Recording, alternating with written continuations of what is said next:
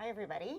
Welcome to another installment of MCAN's Power Half Hour. So we have a whole bunch of guests with us here today, and we're going to be talking about anaerobic digestion.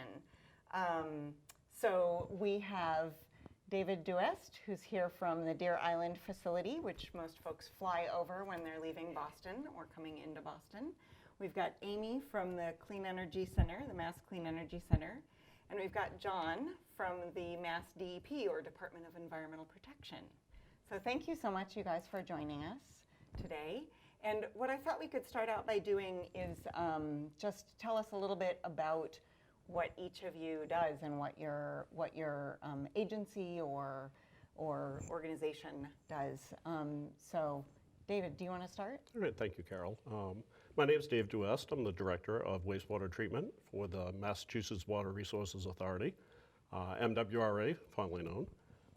We're a wholesale supplier of water and sewer services for 60 different metropolitan Boston area communities, handling water and sewer services for 2.3 million people, or almost 34% of the population of the state of Massachusetts. Wow, great, thank you. You're welcome. Amy, do you want to tell us a little bit about Mass CEC? Sure. Mass CEC is a publicly funded agency dedicated to accelerating the development of renewable energy in Massachusetts. We have a division for helping to deploy technology that's already commercialized, and that's where I work. And I manage a program that we call Commonwealth Organics to Energy, which supports developers of anaerobic digestion projects and other technologies that might convert organic matter into energy. Great, and you guys also have a fantastic intern program. Yes, we do. We have wonderful interns that we get through that program, so thank you for that as well. That's great. John, do you want to tell us a little bit about the Department of Environmental Protection? Sure. So Mass DEP is a state agency responsible for ensuring clean air, clean water, safe waste management across the state. My role at Mass DEP is to oversee our programs for business and institutional waste reduction, recycling, and composting. Great. All right, so we are here today to talk about anaerobic digestion, which most folks watching might not know anything about. And so I thought maybe what we could start out by talking about is just what is anaerobic digestion. Dave, you've got a really big anaerobic digester, so maybe we'll start with you. So anaerobic digestion, put it simply, is a biological process where we actually cultivate bacteria to actually do the work for us. And what it does is it actually breaks down organic material into undigestible material, which gets further treated in our pelletizing plant, made into a fertilizer. But more importantly for this topic is really the generation of a green energy known as a biogas or digester gas. It's a low-value natural gas, but it's actually very valuable to MWRA to the tune of $18 to $22 million worth of energy offsets in our operation. So it's actually a very powerful, very useful operation for sustainable practices.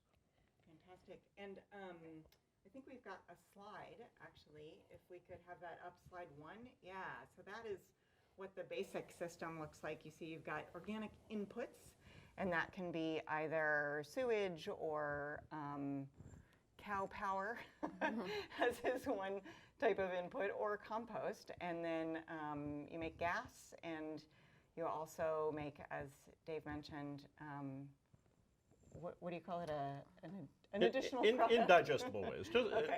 Anaerobic digestion actually operates very much like the human body, breaking down food material, food sources, into usable products. And obviously the body needs it for energy, Right. but then it does also have to expel waste. And very similar to the human body, we do have material that we have to get rid of as well. Right, okay.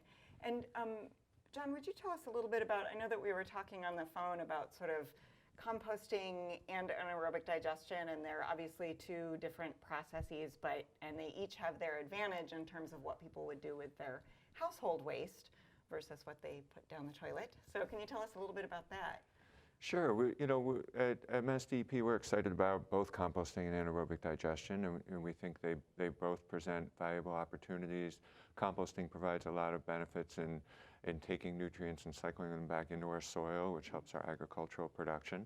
Anaerobic digestion has the added benefit of producing clean power here locally, and at the same time, sometimes anaerobic digestion byproducts can also be used as a fertilizer product as well, so there are potentially multiple benefits that can be achieved.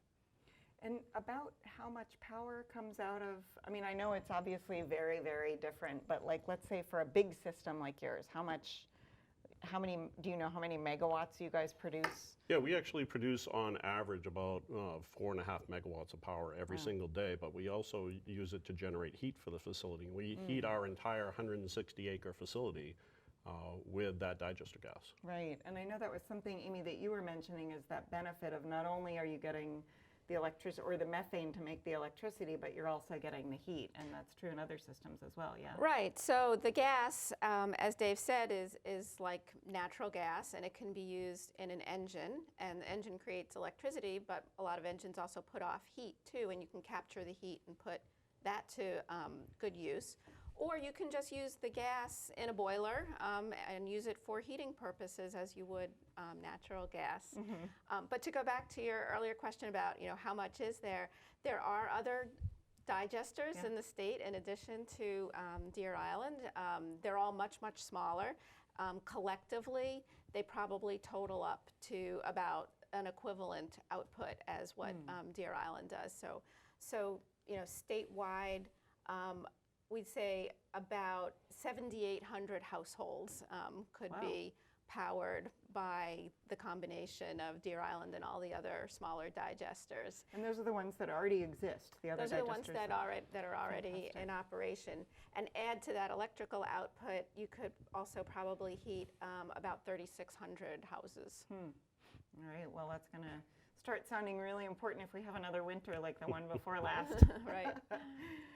So I know that one of the things, when I'm a big proponent of anaerobic digestion, I think it's really cool as an energy source. And when I'm out there talking to folks in cities and towns about it, sometimes I hear concerns about, oh, isn't it smelly? Or, isn't a digester an eyesore? Or couldn't it possibly blow up? Or, those kinds of concerns. John, do you want to talk a little bit about sort of ways to address those concerns, or what's realistic about them and what's not?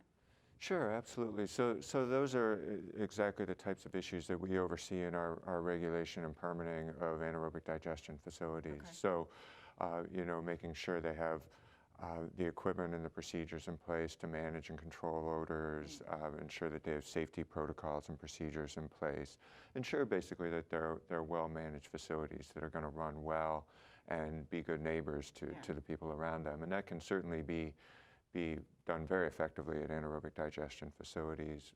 Most of the ones that we have do have all of their material delivered via sealed tanks. So it's not as if you're dumping material out on the ground and having it sit around. So it's actually being piped directly into digester vessels. So there's not a whole lot of material sitting around or anything like that. Right, so you don't have like open pits of compost or anything like that. No, we don't. No, I would say, Food scraps, by the way, we look to do the same type of thing with compost facilities as well. Right. So to make sure they're following good practices to manage and control odors. Yeah, that makes sense. And I know that from being at the Deer Island facility, I mean, it's all sealed up.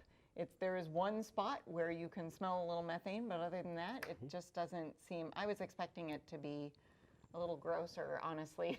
No, it seems very clean. Yeah, we actually pride ourselves on being a good neighbor Yeah. to the town of Winthrop. We want to make sure that all odors are captured within our facility and then handled appropriately. With anaerobic digestion, everything, like John said, is fully sealed, very well engineered. With any technology, though, it does require a well-trained, educated staff to make sure that they manage the facility appropriately. They maintain it very well so that you keep it safe, because Yeah. obviously that's a critical part of any operation. Right.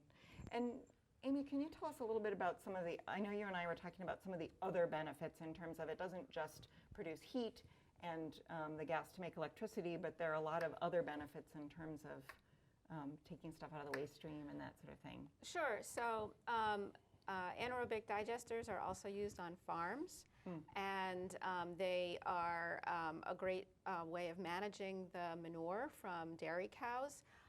If manure is spread on the ground in various locations or under certain weather conditions, it can run off and get into streams and cause water quality issues in streams.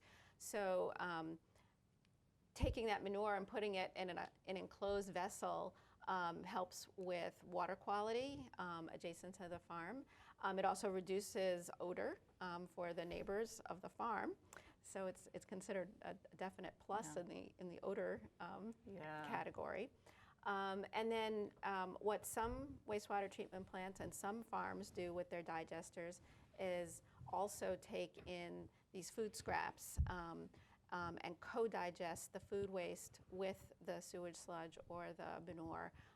And the food waste actually has higher methane generating potential than the manure or the sewage. And so you get more energy out of the system than with just the manure or sewage alone. And then at the other end, Dave was talking a little bit about the co-products that come out. Farms can use that material as a fertilizer. It can be dried and stored as a fertilizer as well, depending on the type of digester.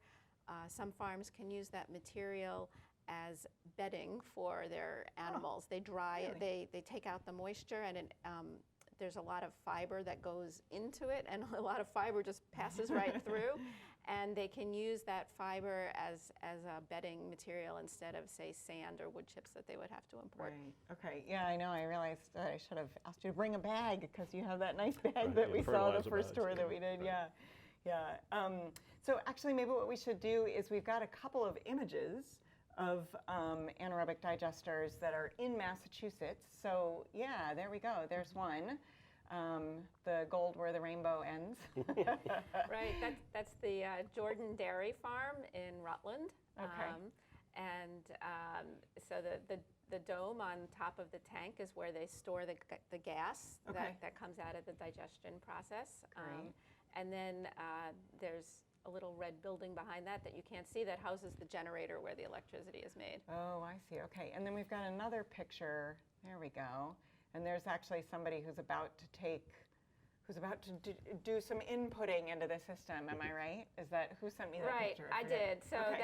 that's a tanker truck that's delivering a ground up liquefied food waste, and it's going to go by a hose from the truck directly into a storage tank.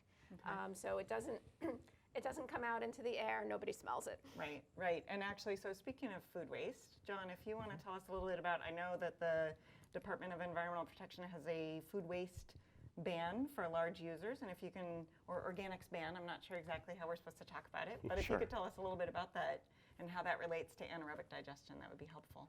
Absolutely. So in Massachusetts, we have waste disposal bans for a number of recyclable and compostable materials, and we have for some time. Most recently, in 2014, we implemented our commercial food waste disposal ban.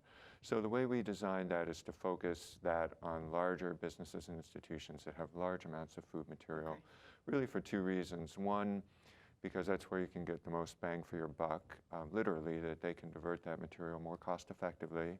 And two, that it's also easier to control quality of the material, ensure that you're getting a good, clean food waste stream that can really be very valuable for our anaerobic digestion and compost facilities. Right. So that ban's been in effect for a little bit over 2 years now.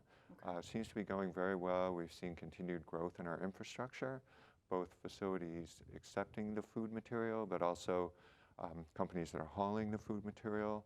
And we've seen a lot of success stories from businesses that have been able to divert food material from their trash and reduce their disposal costs. So that would be, when you say large users, that would be folks like universities and hospitals. Are there other sorts of facilities that are covered by that?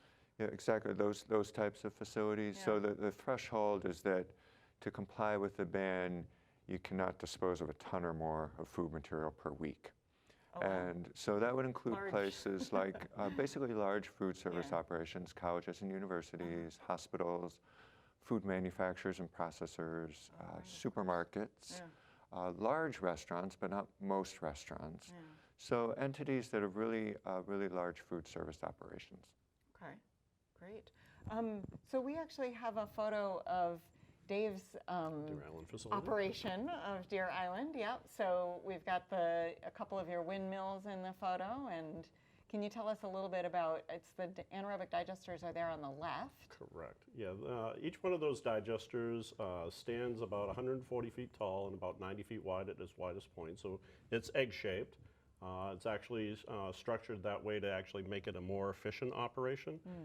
It actually requires less energy to provide mixing capability to make sure that all the bugs that we are growing beneficially to do our anaerobic digestion actually stay in contact with the food or the undigested material or wastewater sludges that get fed into it. You mean very small bugs? Correct. We're And talking- microorganisms that you could see under a microscope, but you Right. couldn't see it to Okay. the naked eye. But they're actually what do the bulk of the work for us. So all we do is give them the right conditions for them to thrive. Wastewater sludges will remain in those digesters for anywhere from 18 to 22 days. And 55% of the solids actually get reduced entirely and generate a huge amount of digester gas for us. On average, we feed about 240 tons of material each day into those digesters, and about 140 tons of digester gas actually come out of it, and only about 100 tons of undigestible material actually come out and have to be converted to a fertilizer pellet. So there's a lot of benefits to anaerobic digestion because, one, you get the volume reduction on the solid material. You get the renewable fuel with the digester gas, and you also eliminate a lot of greenhouse gases. Methane in particular, when you break down any organic material, is 20 times more concentrated of a greenhouse gas as CO2. So when you think about it, the amount of material, even though we're capturing and beneficially using 140 tons of gas, we get the equivalent of about 1,700 tons of CO2 equivalent. So that's a huge savings on greenhouse gas emissions. Yeah. And that's every single day. Right, right. And to your point, Amy, about the other digesters in the state being about the same equivalent, I assume that they're saving about as many greenhouse gases as well. Yeah, it's probably comparable. Yeah. Haven't done the exact calculations. Yeah, sure, of course. That's fabulous, though. It's nice to know that not only are you taking it out of the waste stream, but you're also preventing it from going up into the air. And I know that, so you've got 12 of those egg-shaped. True. Yes, we have 12 egg-shaped digesters, each of them being 3 million gallons apiece. I didn't mention that earlier. Wow. We actually only use 8. So we do have some reserve capacity. Always have to keep, with any large wastewater treatment plant, we are the second largest treatment plant in the country. Wow. So you always have to have reserve capacity in case things go wrong. So you can always move over and shift your operation accordingly without having any impact to your operation. So we do have some expansion capabilities in our anaerobic digestion system, but we are at max capacity on our digester gas production. So, so we would have to expand if we were going to get into food waste or any other expansion type process. We would have to expand our gas systems to be able to beneficially use that material. Right. I know, because you and I have talked about, like, is there any way that we could do curbside composting and Right. get you, more food waste? Yeah, or something like that? MWRA was actually on the path to Yeah. try to get food waste into the food waste business. Right, However, right. we are in a very remote site. It's not easily accessible. Right. You have to, if you're you going to have drive to it come in, through you gotta the come very through narrow Winthrop. streets of Winthrop. Yeah. Too much of an impact on the Yep. local community to start bringing in 9 trucks a day Yeah. of material. Yeah. So the only way that we could actually use that material would be if we could barge it, and unfortunately that adds a huge amount of overhead to that operation. Right. And obviously we're primarily there to treat wastewater, so so we have to think about our ratepayers and making sure that there are benefits to to our ratepayers on everything that we do, and if there's any potential distraction or additional costs, then we can't afford to get into it. Of course, I'd still like to figure out some way to get you We're, guys we're a still bunch of talking. food waste. We're not but- out of the. yeah. We're not out of it entirely. Yeah. We're watching the industry very Great. tight. Talking with John on a regular basis to find out exactly how the industry is developing, and we're keeping our eye out because it might become Yeah. cost beneficial. Yep, great. Well, so what I'd like to turn to now is, the folks that are out in TV land watching this are probably thinking, well, this sounds great. How can I be a part of it? How can my town be a part of it? So I guess if somebody could tell us a little bit about, I know that both of you have talked a little bit about some of the options for towns, for businesses. You know, there aren't a whole lot of options for the individual household level, but if you want to talk about how could folks get involved, how could people be making sure that their food waste goes into making electricity instead of just going into the landfill? Sure, I'll start with that. So we, in Massachusetts, we do have 10 municipalities now that are doing curbside collection of food materials. Right now, those are all going to compost operations, but there's certainly room for that material to go to anaerobic digesters in the future. That would require a little bit different infrastructure. As we saw in the pictures, the material at Jordan Farm was being introduced from a tanker truck. So you need, to make that happen, you need an infrastructure to either grind the material collected at the curbside or digesters that work more like a compost operation where they take in the material that's not ground up. So there's some infrastructure development still to happen for curbside food waste to go to an anaerobic digester, but there's certainly great potential to do that. In the meantime, there's certainly opportunities to collect that material and to deliver it to compost operations. The other thing that we've seen cities and towns do is work with their local business communities to set up food waste collection programs for small business. We had a great example of that through our Recycling Works in Massachusetts program with the town of Lenox, where they set up a cooperative, and they were able to lower their cost by 10 to 15% by bringing a small group of businesses together to work with a single hauler. So that was a great example of where businesses working together with their town could do this and save some money. Great. Amy, do you want to add to that? Well, sure. There may be other facilities, if there are facilities that aren't subject to the ban because they don't produce a ton a week, but they still produce material that could be segregated and diverted. They can work with their waste hauler and say, hey, we have an interest in doing this. From the waste hauler's perspective, one of the things they care about is route density. They want to know that they could pick up similar kinds of material on the same trip, so not too far from each other. It's ready at the same time. Let the hauler know that you're interested in that sort of service, and let them try to aggregate other entities that are producing a food waste that maybe they can cooperate and get on the same schedule and make it worthwhile.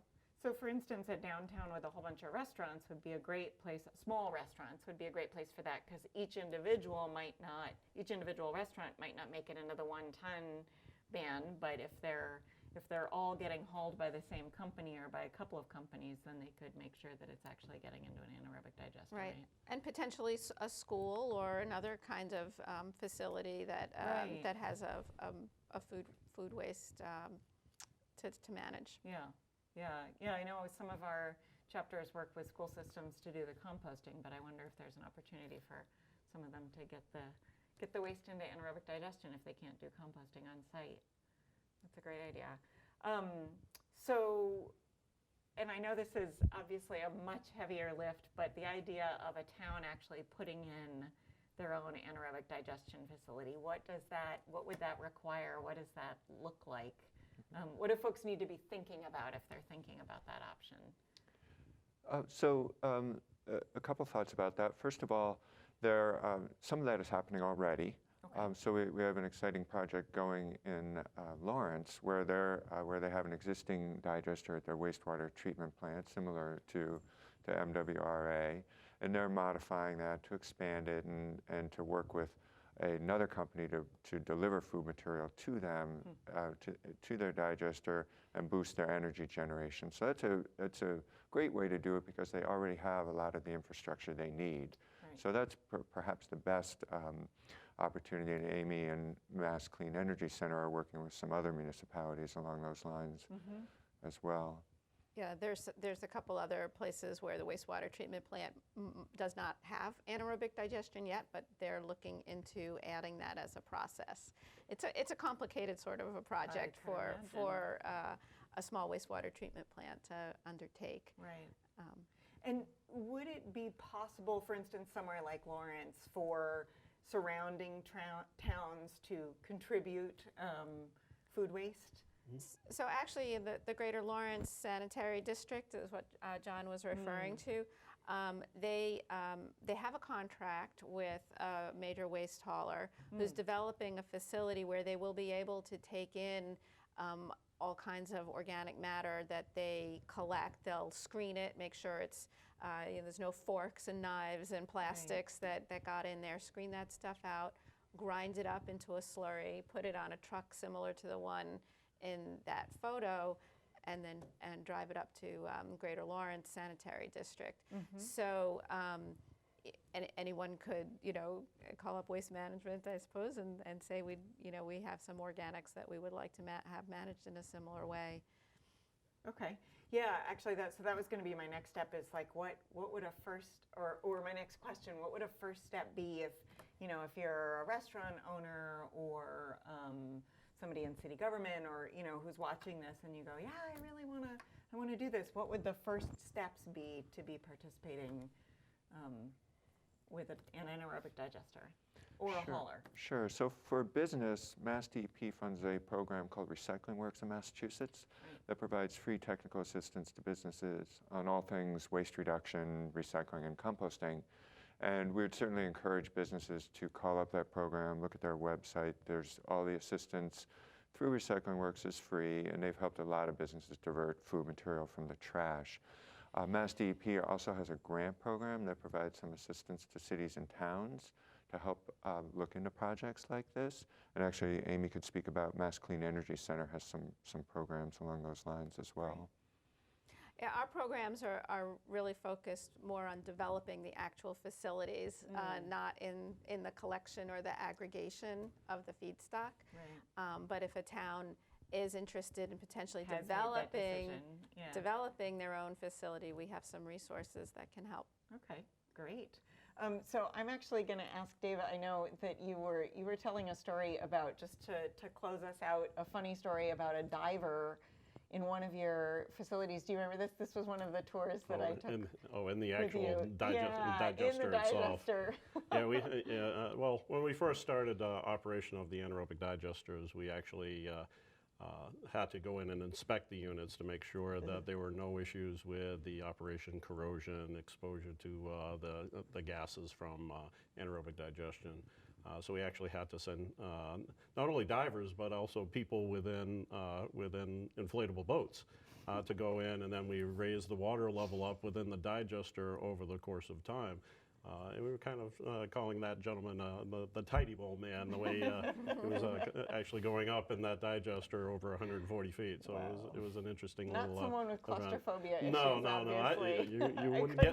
You wouldn't get me inside of it. But, No, never. but it was a very interesting operation, and Yeah. the film that we got from the inspection was actually very impressive. Oh, so too. you had someone yeah, we actually actually taking video on had the someone inside. take a video. Wow. So. And so you've just had to do that once. You haven't. Well, we go into big visual inspections since then, but we don't actually have to send people in a boat. Yeah, we're in a diving suit. Correct. Well, thank you so much, everybody, for joining us. So again, if everybody wants to just say again who you work for, your name and who you work for, and that way we'll close it out. John. Okay, so John Fisher with the Mass Department of Environmental Protection. Great, thank you. Amy Barad with the Massachusetts Clean Energy Center. Thank you. And Dave Duest, the Director of Wastewater Treatment at MWRA. Great, thank you. So thanks so much to those of you out watching the show, and join us again next month for another show on some other interesting clean energy topic in Massachusetts, and we'll see you then.